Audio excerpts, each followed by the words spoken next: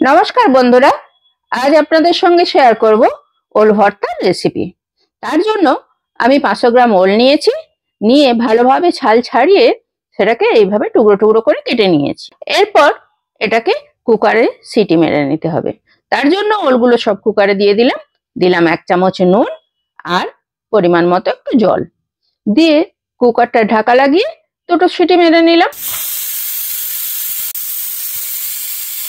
ওলটা দুটো সিটি মেরে নিয়েছি, এবার ঢাকাটা খুলে নেব। একটু ঠান্ডা করে নিয়েছি, নিয়ে ঢাকাটা খুলে নিলাম, নিয়ে ওলগুলো এতে তুলে নিলাম প্লেটে।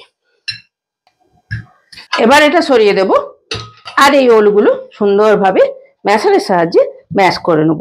এখন প্রচন্ড গরম, যদি আমি হাতে করে করতে যেতাম পুড়ে যেত, কিন্তু যেহেতু ম্যাশারের সাহায্যে করছি কোনো অসুবিধা নেই। আর হাতে করে সত্যি কথা বলতে এত সুন্দর ম্যাশ হয় না। ব্যাস, এটা সুন্দরভাবে ম্যাশ করে নেওয়া হয়ে গেছে। এবার চলুন কি করি দেখে নিই। কড়াইটা গরম করে ওর মধ্যে দিয়ে দিলাম সরষের তেল। এরপর ওর মধ্যে ফোড়নে দিয়ে দিলাম গোটা জিরা, গোটা জিরাটা ভাজা হয়ে গেলে ওর মধ্যে দিয়ে দিলাম কিছু কুচানো রসুন। তারপর দিলাম আধখানা ক্যাপসিকাম, দিলাম একটা বড় সাইজের পেঁয়াজ কুচানো, দিলাম অল্প ছোট্ট সাইজের একটা টমেটো কুচানো। এরপর এতে দিয়ে দেব অল্প একটু নুন, কারণ সিদ্ধ করার সময় নুন দিয়েছিলাম, তাই নুনটা দেখে বুঝে দিতে হবে। এরপর এটা ভালোভাবে ভেজে নেব। এটা সুন্দরভাবে ভেজে নিয়েছি। এবার এর মধ্যে দেব কাঁচা লঙ্কা। কাঁচা লঙ্কাটা পরে দিলাম যাতে কাঁচা লঙ্কার ফ্লেভারটা এতে থাকে। বেশ অনেকটা কুচিয়ে নেওয়া কাঁচা লঙ্কা, এটা একটু ঝাল ঝাল হলেই ভালো লাগে।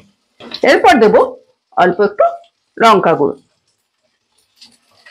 দিয়ে এর মধ্যে ম্যাশ করে রাখা ওলটা সবটা দিয়ে দেব।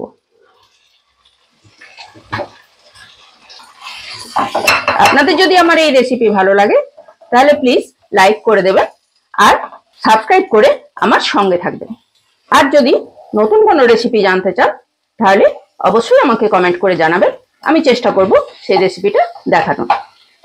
আর আমার চ্যানেলে প্রত্যেকটা রান্নায় একটা করে নতুন টিপস থাকে, যেটা নতুন রাঁধুনিদের জন্য ভীষণই ভালো হবে এবং উপকারে লাগবে।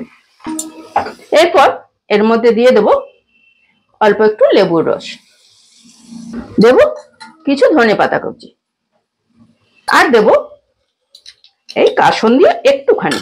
এটা আমার বাড়িতে বানানো কাসুন্দি। কাসুন্দি কিভাবে বানাতে হয় সে রেসিপি আমার চ্যানেলে দেওয়া আছে, আপনারা চাইলে দেখে নিতে পারেন। এরপর গ্যাসটা নিভিয়ে দিলাম আর এটা ভালো করে মিশিয়ে নিলাম।